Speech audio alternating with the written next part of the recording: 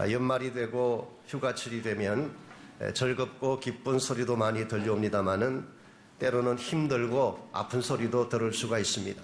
왜냐하면 우리 주변에는 아직도 소외되고 버림받은 가운데서 외롭게 사는 분들이 많이 계시기 때문입니다.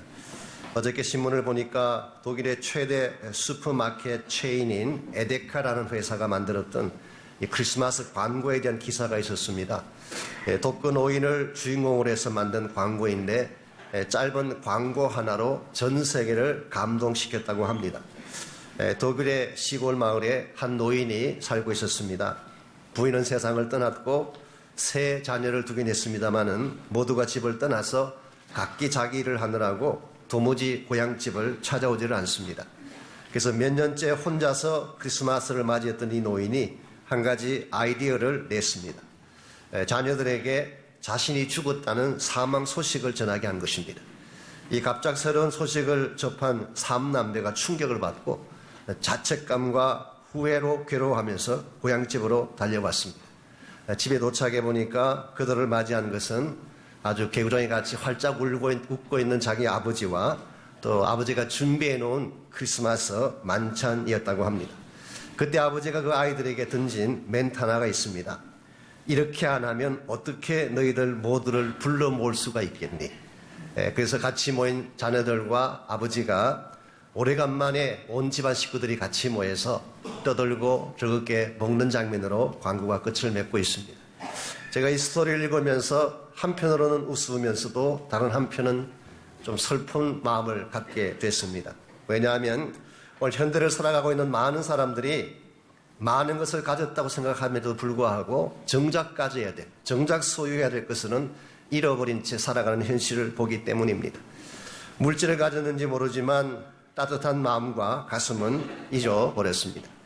최첨단 과학기술은 누리고 사는지 모르지만 함께 손잡고 울던 따뜻한 인정은 찾아볼 수 없는 시대가 됐습니다. 오늘 이 시대의 만남이라고 하는 것이 얼마나 차가운지 디지털만큼이나 차디 차고 냉정한 것이 이 시대의 만남입니다. 식당을 가든지 거실에 모이든지 대화가 없습니다. 다 밑을 쳐다보고 무엇을 누르고 있느라 카톡을 하는 건지 전 모르겠습니다만은 저는 그래서 아직도 이거 가지고 다녀요. 지금까지도 안 사고 있는데요. 오늘 많은 사람들이 자기들 나름대로는 최선을 누리고 있다 그렇게 자부하면서도 실제 삶의 내용을 들여다보게 되면 참 외롭습니다. 아픔이 많습니다. 사랑에 굶주리고 인정에 굶주린 사람들을 많이 발견해 볼 수가 있습니다. 우리가 잘 먹는다고 해서 풍성한 삶을 사는 것이 아닙니다. 마음에 참된 기쁨과 평화가 있어야 되는데 마음이 메말라버린 존재들을 우리가 많이 접해볼 수가 있습니다. 이런 의미에서 아무리 좋은 환경 속에 살고 좋은 것을 먹고 산다고 할지라도 마음이 메말라버린 상태를 우리는 광야라고 부를 수가 있습니다. 많은 분들이 광야라고 하면 환경에 대한 생각을 많이 하지만 환경적인 광야보다 더 심각한 것이 우리 마음속에 세워진 광야입니다. 삶의 에너지가 고갈되어 버렸어요. 사랑이 없습니다. 기쁨이 없습니다. 아무리 많은 것을 가져보지만 항상 허전하고 허무하고 무엇을 향해 달려가야 될지를 모르는 황량하게만 느껴지는 마음의 밭, 이것이 바로 광야인 것입니다. 이와 같이 광야를 통과하고 있는 인생들에게 진실로 필요한 것은 잠깐 피해갈 거처가 아닙니다. 한두 번 먹고 나면 끝나버릴 몇 조각의 빵이 아니라 우리의 속 심령을 근본적으로 시원케 해줄 생수가 필요한 것입니다. 이 광야에 주어지게 될 생수를 성경은 복음이라고 부르고 있습니다. 이 복음의 생수를 마시지 아니하면 우리 영이 살아날 수가 없습니다. 영이 살아나지 아니하면 우리 마음이 회복될 수가 없습니다. 우리의 마음이 척박하면 아무리 많은 것을 가져도 행복할 수가 없고 평안할 수가 없는 것입니다. 이런 의미에서 우리의 광야 마음속에 꼭 필요한 것이 복음의 생수인데 문제는 누가 과연 이 복음의 생수를 전달해 줄 것인가 라는 것입니다. 성경에 의하면 복음은 하나님 우리에게 주신 가장 위대하고 소중한 선물입니다. 예수 그리스도를 통해서 구원과 생명을 약속한 것이 복음이기 때문에 그런데 이와 같이 거룩하고 위대한 복음의 생수를 과연 누가 이 메마른 땅 가운데 전달할 것인가 하는 문제가 남아 있습니다. 하나님께서는 여러분과 저를 이 복음의 통로로 사용하시기 위해서 부르신 줄 믿습니다. 저희 교회를 이 땅에 세우신 목적도 우리 자체 내에서만 잘 먹고 잘 지내려고 세우신 것이 아니라 이 복음을 땅끝까지 흘러가게 하는 사명을 위해서 이 교회를 세워주셨습니다. 그러므로 오늘 아침 우리가 우리 내면으로 누리는 축복도 참 감사하지만 한 걸음 더 나아가서 내 안에 주어진 복음의 생수를 어떻게 하면 더 많은 사람들에게 소개하고 그래서 온 땅이 생수의 강에 흘러가는 이런 축복의 현장으로 만들 수가 있을 것인가. 우린 여기에 관심을 갖고 어떻게 할 때 우리 모두가 복음의 통로가 되고 그 결과 우리 때문에 이 세상이 더 밝아진 세상이 되게 할 수가 있을까. 오늘 주신 이 본문의 말씀을 통해서 이것을 함께 나누어 보려고 합니다. 오늘 같이 봉독한 본문에 보시면은 척박한 유다 광야에서 이 복음의 생수를 흘러가게 하기 위해서 하나님께 부름받았던 한 인물이 소개되어 있습니다. 이 사람의 이름은 요한이었습니다. 이 말씀을 드린 것처럼 요한복음서에서 요한이라고 나오면 이것은 거의 대부분 누구를 지칭하는 것일까요? 사도 요한을 말하는 것이 아니라 침례 요한을 말하는 것입니다. 본인이 직접 이거를 쓰고 있기 때문에 사도 요한이라고 표현할 필요가 없습니다. 그러므로 존이라고 했을 경우에는 거의 90% John the Baptist, 침례 요한을 의미하는 것입니다. 어떤 분들은 이 요한이 남쪽 땅 유다 땅에서 사역을 했기 때문에 He was a Southern Baptist, 남침례 교인이 아닌가 그렇게 말하는 분도 계시지만 그건 절대로 아닙니다. 그때는 그런 교단이나 교파가 없었습니다. 예수님께 직접 침례를 베풀었던 사람이고 또 그 당시 유대인들에게 많은 유대인들에게 베프티즘을 행했던 자이기 때문에 John the Baptist, 혹은 더 정확하게 표현하자면은 John the Baptizer, 침례를 주었던 사람이다. 그렇게 표현하는 것이 옳을 것입니다. 이분은 원래 제사장 집안에서 태어났습니다. 자기 아버지가 사가랴였고 어머니가 엘리사벳이었습니다. 그러므로 어린 시절은 예루살렘 근교에서 보내면서 율법도 공부를 하고 제사 제도를 배웠을 가능성이 많습니다. 그랬는데 장성한 자가 된 후에 그는 집을 나갑니다. 소위 말해서 가출하게 됩니다. 그리고 광야 한복판에 들어가서 정말 험악한 옷을 입고 다니면서 광야 생활을 시작했어요. 마태복음 3장에 보게 되면 이 사람은 유대 광야에서 살면서 약대 털옷을 입고 가죽띠를 두르고 음식으로는 메뚜기와 석청을 먹었다고 기록이 되어 있습니다. 약대 털옷이라고 하는 것은 낙타로 만든 털옷을 말합니다. 제가 이렇게 소개를 하면 어떤 분은 괜찮게 살았네요. 낙타 밍크 입으시고 가죽띠 뚫으시고 또 메뚜기와 석청이 얼마나 건강식이에요. 메뚜기 구워 잡수시고 석청이라고 하는 것은 와일드 허니를 말합니다. 야생 꿀을 말하는 것이니까 우리가 소위 말하는 건강식은 다 잡수신 것입니다. 매입이 현대적인 감각에서는 그렇게 말할지 모르지만 그 당시 상황으로 보게 되면 이와 같은 건강식하고는 아무 상관이 없습니다. 소위 말하는 홈리스였어요. 광야에서 혼자 살아갔기 때문에 누군가가 공급해 준 자가 없었기 때문에 이와 같이 야생적인 것을 먹고 살아야 했던 사람. 이런 측면에서 침례 요한은 그 당시 기존 유대 종교주의를 떠나 살았던 아웃사이더라고 부를 수가 있습니다. 그 당시에는 주데이즘이라고 하는 유대주의라고 하는 막강한 기존 종교 체제가 있었습니다. 그랬는데 요한은 그 기존 종교 체제를 떠나 살았던 아웃사이더, 바깥 사람이라고 부를 수가 있습니다. 그래서인지 모르겠습니다만은 이분이 선포했던 메시지가 남달랐습니다. 좋은 메시지, 듣기 좋은 이야기를 전파한 것이 아니라 아주 강한 메시지를 선포했어요. 성경 기록에 하면은 회개하라, 천국이 가까웠느니라. 회개와 책망에 대한 메시지를 선포하셨습니다. 도끼가 이미 나무뿔에 놓였다. 심판과 하나님의 진노에 대한 무서운 말씀들을 선포하셨어요. 심지어는 바리새인이나 사두개인들을 향해서 독사의 자식들아 그렇게 말씀하셨어요. 독사의 자식이라고 하는 것은 그 당시가 유대 사회니까 그렇게 표현을 했겠지만 한국식으로 표현한다면 어떤 단어를 썼을까요? 무슨 자식이라고 표현을 했을까요? 짐작이 혹시 가시나요? 제 생각으로는 이 강아지들아 그러지 않았을까 생각을 합니다만은 이와 같이 그 당시 기준에서 본다면은 정말 아웃사이더이고 야인이고 터프하고 누가 들어도 부담스러울 수밖에 없는 메시지를 선포하는 인물이었는데 이와 같은 상황에도 불구하고 수많은 사람들이 그에게로 몰려왔어요. 심지어는 광야 한가운데까지 그를 찾아와서 그의 말씀 듣기를 원했습니다. 오늘 소위 말하는 교회 성장학자들이 이 본문을 읽으면 좀 헷갈리실 거예요. 교회가 발전하려면 로케이션이 좋아야 되고 시설이 좋아야 되고 뭐 여러 가지 많은 장비를 갖춰야 된다고 설명들을 많이 하시는데 요한의 케이스는 그것과 아무 상관이 없었습니다. 제대로 갖춘 건물도 없고 광야예요. 척박한 땅이에요.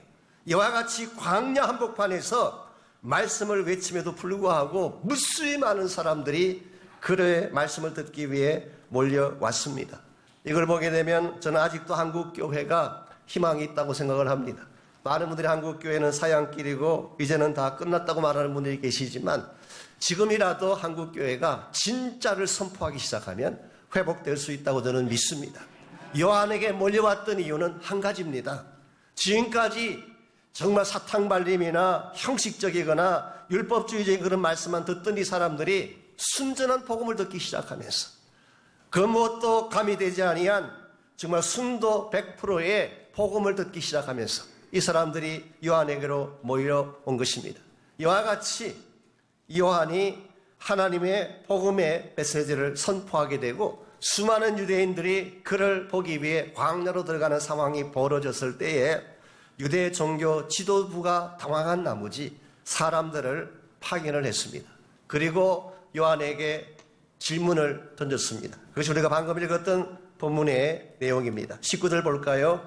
유대인들이 예루살렘에서 제사장들과 레위인들을 요한에게 보내어 내가 누구냐 물을 때에 요한의 증언이 이러하니라. 아마도 예루살렘에 있던 산헤드린을 비롯한 유대 종교 지도부가 비상이 걸린 것 같습니다. 이 사람이 계속 말씀도 선포하고 많은 사람들이 그에게 가서 침례를 받고 변화를 받는데 이거 그냥 둘 수가 없다. 그래서 제사장 몇 사람과 레위인 몇 사람을 급파하게 된 것입니다. 그리고 물은 질문이 Who are you? 도대체 당신은 누구입니까? 무슨 자격으로 이렇게 말씀을 선포하고 무슨 자격으로 침례를 베푸는 것입니까? 요즘 말로 쉽게 표현하자면은 무슨 학위를 가지고 있느냐? 어느 신학교를 졸업했느냐? 어떤 자격증을 가지고 있느냐? 이 질문을 던진 것입니다. 이 시대에 참 이상하게도 많은 분들이 에게 관심을 가지세요. 실제는 다 껍데기에 불과한 것인데 신학교 나온 것, 학위증, 자격증, 무슨 학사, 박사 이런 이야기에 대해서 굉장히 관심들을 많이 갖습니다. 물론 그런 것이 필요 없다고 말하는 것이 아니라 그보다 더 중요한 것은 갈맹이에요. 진짜가 필요한데 진짜는 디벨롭하지 아니하고 껍데기만 계속 갖추려고 한다면은 복음의 파워는 쉽게 되어 있는 것이죠. 이와 같이 많은 사람들을 파견을 하고 당신이 누구냐고 질문을 던졌을 때 23절에 보면 요한의 답변이 나와 있습니다. 이르되 나는 선지자 이사야의 말과 같이 주의 길을 곧게 하라고 광야에서 외치는 자의 소리로다 하니라. 여기서 요한은 긴 말, 긴 설명하지 않습니다. 나는 광야에 외치는 소리다. I am just a voice in the wilderness. 나는 광야에서 퍼져나오고 있는 voice, 목소리에 불과하다.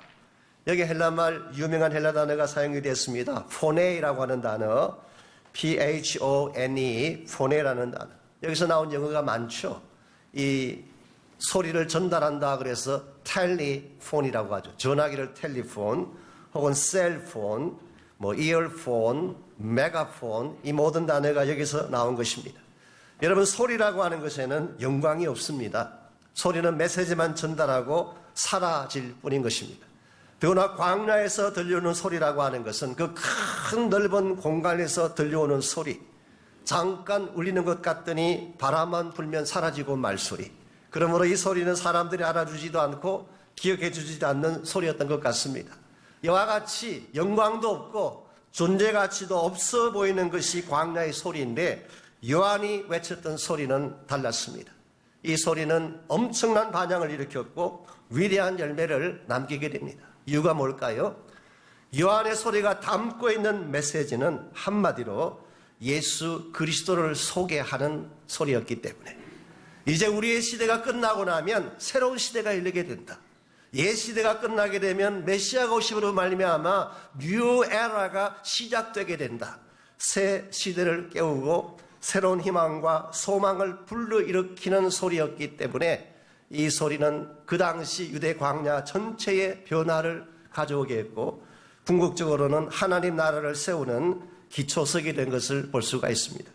오늘 이 시대에도 많은 소리들이 들려오고 있습니다. 정치하는 사람들은 정치가로서 소리를 내고 있습니다. 광장에 모여있는 많은 문중들은 자기들 나름대로 메시지를 전달하기 위해 소리를 외치고 있습니다. 어떤 사람은 자기의 이익군을 위해 외치기도 하고 어떤 분들은 자신의 야망을 이루기 위해서 소리를 지르기도 합니다. 그래서 요즘 한국에 워낙 소리들이 많다 보니까 나온 우스갯소리가 하나 있죠. 한국인들이 가지고 있는 학위 중에서 가장 많은 학위가 뭔지 아세요? 정치학 박사학위래요. 한국 내에 한 3천 내지 4천만 명 정도가 정치학 박사래요. 선거철이 되면 더 늘어난다고 합니다.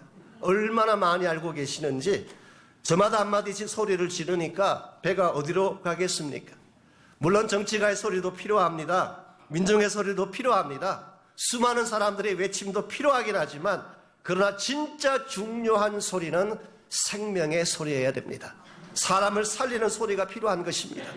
옛 시대를 잠재우고 새로운 시대를 깨울 수 있는 이와 같은 소리가 들려와야지 우리 시대에 희망이 생기고 새로운 소망이 생기는 것입니다.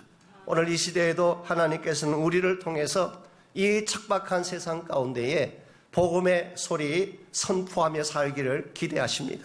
우리가 이 땅에 살아야 될 이유가 한 가지 있다면 혹은 저희 교회가 이 지역에 존재해야 될 한 가지 이유가 있다면 이 척박한 세상을 향하여서 복음의 소리를 외치는 것입니다. 이것이 우리 개인의 미션이고 저는 저희 교회의 사명이라고 생각을 합니다. 지금부터 약 60년 전에 저희 교회가 시작이 됐습니다마는 1957년 3월 10일 웨스트 아담스가에 있는 한 아파트에서 처음 예배를 드릴 때 첫 예배 시간에 설교를 준비하신 김동영 목사님이 첫 번째 외치던 설교 제목이 무엇일까요? 바로 광야의 소리였습니다. 그 당시는 교포 전체가 300명도 안 됐다고 합니다.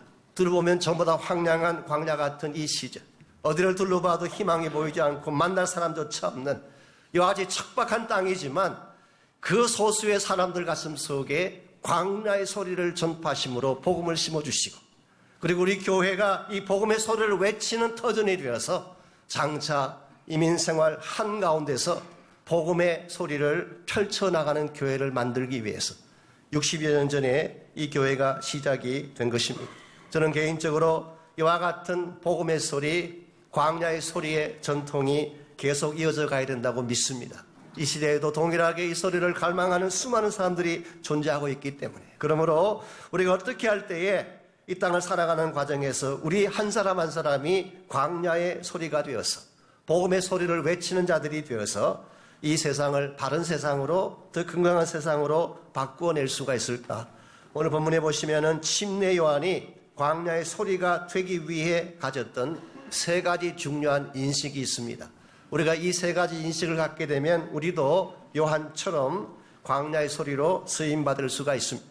제일 첫 번째 인식이 자신에 대한 인식입니다. 정직한 자아의식이 없이는 결코 광야의 소리로 쓰임받을 수가 없습니다. 내가 누구인지를 정직하게 모르면 여러분이 바른 일을 할 수가 없어요. 엉뚱한 착각에 빠지기도 하고 본인 중심의 삶을 추구하기 십상입니다. 그런데 요한은 자신이 누구인지를 정확하게 정직하게 인식을 했습니다. 20절 21절을 보십시오. 요한이 드러내어 말하고 숨기지 아니하니, 여기서 드러내어 말하고 숨기지 아니했다, 이 표현이 정직하게 있는 그대로 다 틀어놓았다, 그런 뜻입니다. International Standard Version에는 이렇게 번역이 되어 있습니다. He openly spoke. 공개적으로 다 드러내놓고 말했다는 것입니다. Remaining true to himself. 자기 자신에 대해서는 진실을 유지하면서. 이게 사실은 정직한 자기 인식이고 정직한 자기 고백이라고 할 수가 있습니다. 우리는 가끔 자신에 대해서 누가 좀 과대평가를 해주든지 좋게 말하면은 우물쭈물하는 경향이 있어요. 자기에게 해당되지 않으면 노라고 해야 되는데 보통 그렇게 안 해요. 칭찬을 하든지 너무 과하게 이야기를 하면은 마치 그런 것처럼 지나가고 싶어 하는 경향이 저에게도 있고 여러분들에게도 있을 것 같습니다. 우리 가끔 영어 못 알아들으면은 이상한 표정 짓잖아요. 모른다 그래야 되는데 그냥 아는지 모르는지 애매한 표정 짓는 경우. 그런 거 안 해보셨나요? 저는 오래전에 한국에서 미국에 유학을 오려고 할 때 그때는 문화공부원이라는 것이 있었습니다. 거기 가서 우리가 유학 자료도 없고 그랬는데요. 한 번은 친구랑 같이 갔더니 거기 벽에 큰 광고가 붙어 있더라. 아메리칸 익스프레스라고. 친구가 물어서 저게 무슨 광고냐 그래서 제가 그때 모른다 그래야 되는 건데 그게 창피하니까 저건 미국에서 운행하고 있는 급행 열차에 대한 광고라고. 여기 와서 알아봤더니 이게 크레딧 카드 회사인데 말이죠. 오늘 우리 모두에게는 자신을 좀 과대평가하고 싶어하고 아는 척하고 싶어하는 마음이 있어요. 그런데 오늘 본문에 나오는 요한은 그렇지 않았어요. 정직했어요. 아닌 것은 아니다라고 확실하게 분명하게 소개하는 용기가 그에게 있었습니다. 오늘 본문을 계속 보시면은 나는 그리스도가 아니라, 아마도 그 당시 유대인들이 보냈던 이 사람들의 마음속에는 어쩌면 요한이 메시아일지도 모른다는 생각을 가지고 왔을 것입니다. 왜냐하면 그는 그 당시 굉장히 파퓰러했어요. 그의 메시지는 굉장히 스트롱했고 많은 영향을 가졌기 때문에 아마도 유대에 살고 있던 많은 사람들이 이 사람이 메시아가 아닐까라는 생각을 많이 했어요. 그러므로 대충 우물쭈물 가만히 있게 되면 메시아로 옹립받을 수도 있는 상황이었는데 요한은 분명하게 말합니다. I am not the Christ. 나는 그리스도가 아니라 확실하게 대답을 했습니다. 그랬더니 21절에서 그러면 엘리야냐? 여기서 엘리야를 질문한 이유는 말라기 4장에 보게 되면 장차 마지막 때에 엘리야 선지자가 온다는 예언의 말씀이 있습니다. 그게 한 걸음 더 나아가서 요한이 침례를 베풀었던 요단강변, 베다니 지역의 요단강변 거기가 전성의 야훼는 엘리야 선지자가 성천했던 곳이라고 알려져 있어요. 그러므로 이 침례 요한의 사역지와 엘리야는 여러 가지 면에서 링크가 좀 있었던 것 같습니다. 그래서 질문하기를 너가 엘리야냐? 그랬더니 나는 아닙니다. 대답을 했어요. 그러자 세 번째로 그럼 그 선지자냐? 여기서 the prophet, 그 선지자라고 부른 이유는 신명기 18장 15절에 보면 모세가 예언하기를 장차 한 선지자가 오신다는 예언이 있습니다. 그러므로 장차 오신다고 말씀한 그 선지자가 당신이냐? 그랬더니 역시 아니라고 했어요. 우리는 여기에서 요한의 대답을 보면서 요한의 대답이 갈수록 점점 심플하게 변해가는 것을 볼 수가 있습니다. 처음에는 I am not the Christ. 나는 그리스도가 아니라. 두 번째는 I am not. 나는 아니라. 그러니 세 번째는 아예 no. 한마디로 자릅니다.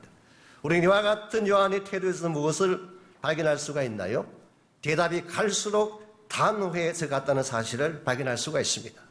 혹시라도 여백을 남겨두면 이 사람들이 자신을 메시아로 착각할까 두려운 나머지 아예 분명하게 no라고 한마디로 잘라버리는 것을 보게 됩니다.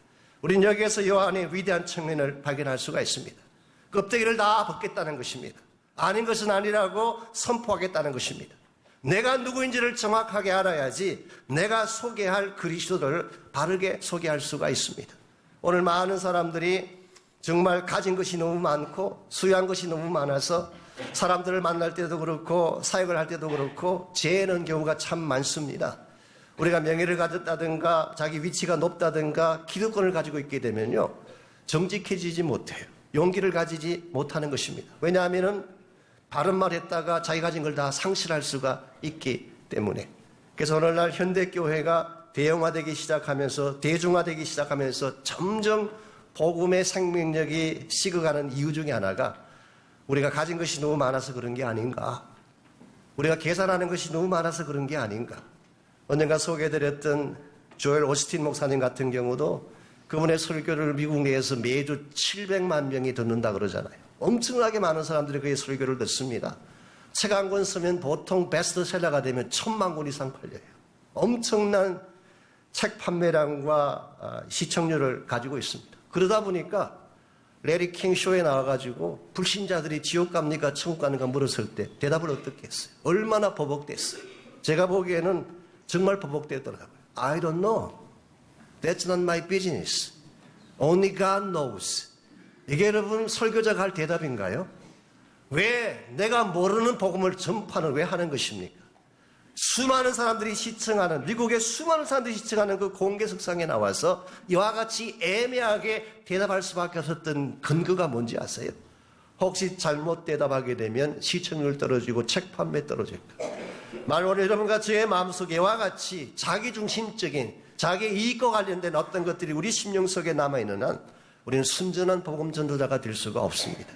오늘 본문에 나오는 요한은 이 모든 걸 다 내려놓았기 때문에, 껍데기를 다 벗기를 원했기 때문에 정직하게 자기 자신을 소개할 수가 있었고, 이와 같은 그의 메시지가 그 당시 유대 사회에 큰 방향을 일으키고 많은 열매를 맺게 한 것을 볼 수가 있습니다. 이런 면에서 오늘 우리도 우리를 덮고 있는 껍데기들, 그것이 어떠한 껍데기든 이걸 다 내려놓고 정직한 영으로 하나님께 나가는 것을 배워야 됩니다. 그리고 주님 앞에 나 자신에 대해서 정직하면 정직한 만큼 우리가 전가하는 복음의 파워가 더 실려질 수가 있습니다.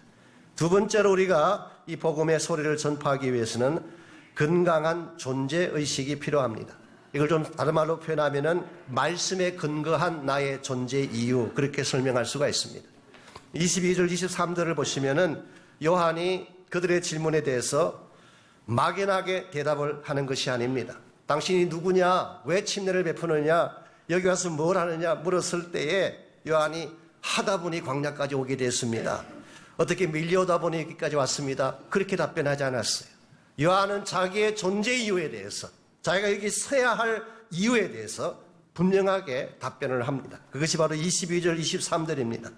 또 말하되 누구냐? 우리를 보낸 이들에게 대답하게 하라. 너는 내게 대하여 무엇이라 하느냐? 그때 23절 이르되 나는 선지자 이사야의 말과 같이 주의 길을 곧게 하라고 광야에서 외치는 자의 소리로라 하니라. 그가 여기 서게 된 이유는 막연한 이유 때문이 아니라 700여 년 전에 주님의 선지자 이사야가 선포한 말씀 때문인 것을 말씀하고 있습니다. 이와 같이 말씀에 근거한 자기 존재 이유, 내가 누구이며 내가 무엇을 해야 될지를 말씀에 근거해서 확립하는 사람, 이런 자가 돼야지 하나님이 정말 행하기를 원하는 사명과 사역을 바르게 감당할 수가 있다는 것입니다.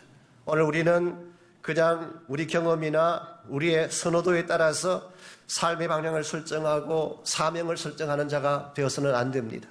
말씀에 근거해서, 하나님의 분명한 부르심에 근거해서 내 인생을 디파인하기 시작할 때에 우리 삶이 더 건강해지고 견고하게 되는 것입니다.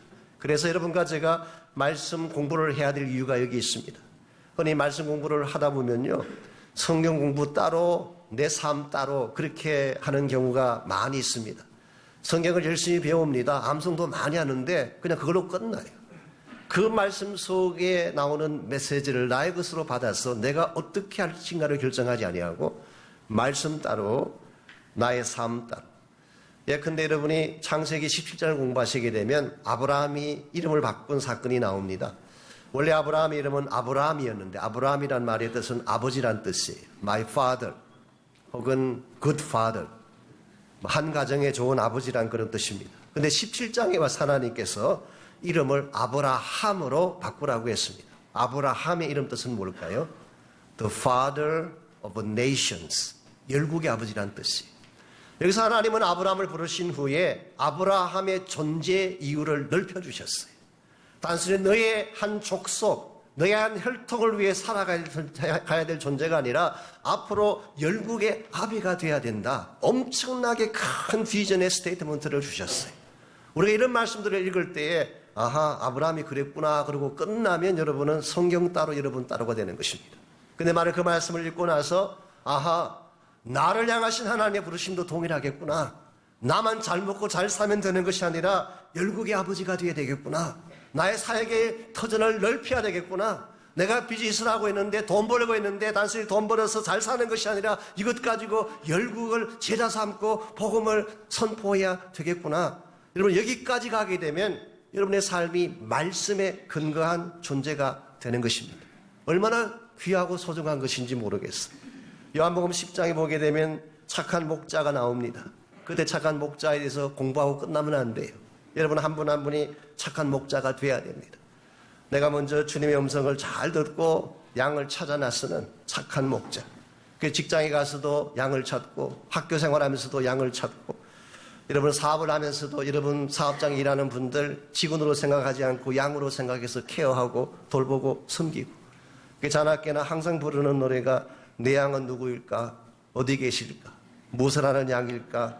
만나보고 싶네. 뭐 이런 노래가 계속 나오는 여러분의 삶이 이와 같이 변화되어지면 말씀이 주도하는 삶이 되는 것입니다. 이 말씀이 리딩하는 말씀이 주도하는 삶이 되게 되면 여러분의 인생은 굉장히 파워풀해질 수가 있어요. 여러분은 무슨 일을 당해도 어려운 일을 당해도 낙심하지 않게 됩니다. 말씀의 근거에서 시작한 삶이기 때문에 어떤 사역을 감당하다가 반대에 부딪히고 어려운 역경 속에 처해도 포기하지 않습니다. 말씀의 근거에서 부름받았기 때문에 오늘 여러분이 앞으로 정말 하나님의 뜻을 잘 감당하는 복음의 소리를 외치는 인생으로 서임받기를 원하신다면 말씀에 근거한 존재 이유를 꼭 확립하시기를 바랍니다. 마지막 세 번째로 침례 요한은 사명에 대한 인식을 분명히 했습니다.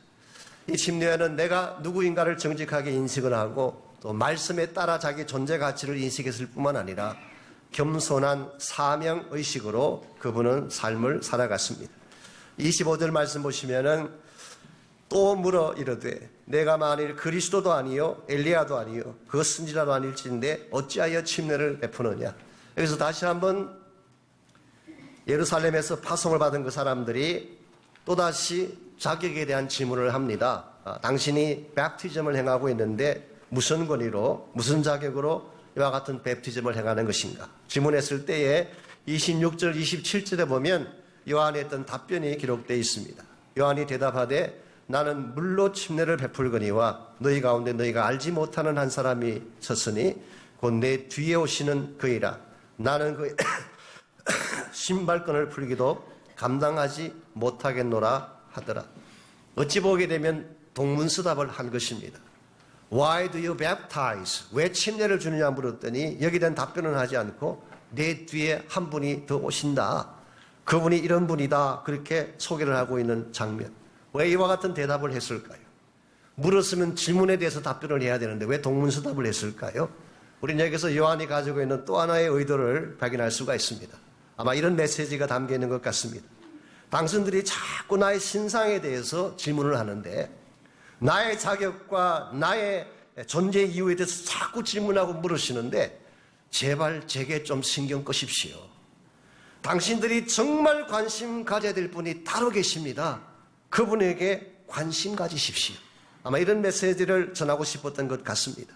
그래서 요한은 더 이상 나에 대한 이야기하지 말고 내 뒤에 오시는 그분에 대해서 이야기를 하고 그분에게 관심을 가지십시오. 그분이 오시게 된다면 나는 그분의 신발끈 풀기도 감당치 못할 존재입니다. 우리는 여기서 요한의 겸손한 자기 비움을 발견하게 됩니다. I am nothing. 나는 아무것도 아닙니다.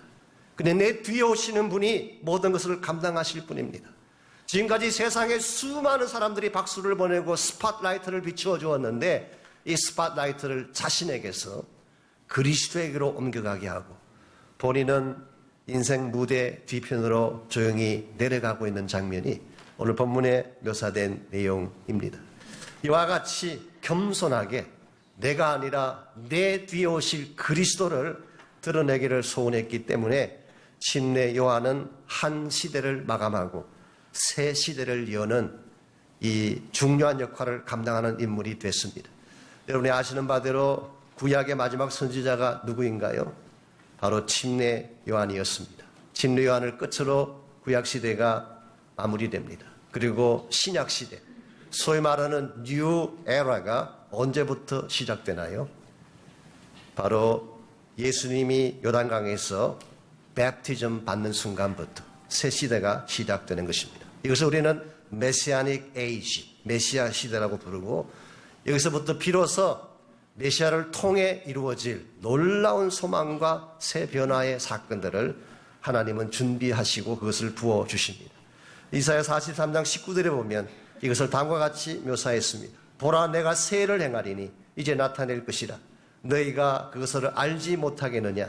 내가 반드시 광야의 길을 사막에 강을 내리니 들짐승과 성냥이와 타조들도 나를 존경할 것은 사막 한가운데 강을 내어서 내 백성 나의 백성으로 마시게 할 것이기 때문이다.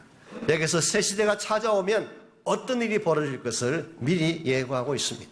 새로운 시대가 찾아오게 되면 즉 예수님께서 오셔서 죽으시고 부활하시게 되면 새 생명의 역사가 이 땅 가운데 시작되어집니다.